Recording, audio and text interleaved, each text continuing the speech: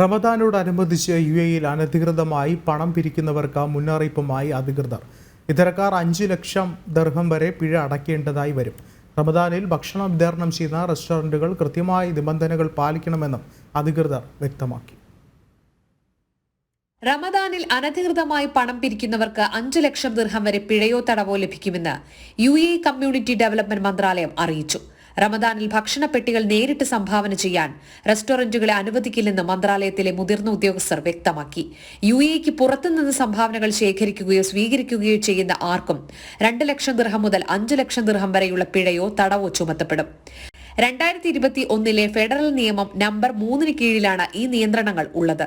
സാമ്പത്തിക ചൂഷണത്തിൽ നിന്ന് ജനങ്ങളെ സംരക്ഷിക്കാനും അവ ശരിയായ ഗുണഭോക്താക്കളിൽ എത്തുന്നുവെന്ന് ഉറപ്പാക്കാനുമാണ് നിയമം ലക്ഷ്യമിടുന്നത്.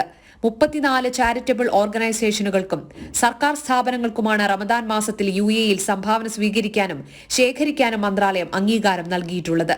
അംഗീകൃതമല്ലാത്ത സേവനങ്ങൾക്കായി ഫണ്ടുകൾ സ്വരൂപിക്കുന്നവർ 3 ലക്ഷം ദിർഹം വരെയുള്ള പിഴകൾ അടയ്ക്കേണ്ടി വരും. ഇതുമായി ബന്ധപ്പെട്ട നിബന്ധനകൾ എല്ലാവരും കൃത്യമായി പാലിക്കണമെന്നും മന്ത്രാലയം നിർദ്ദേശിച്ചു. ജനം, ദുബായ്.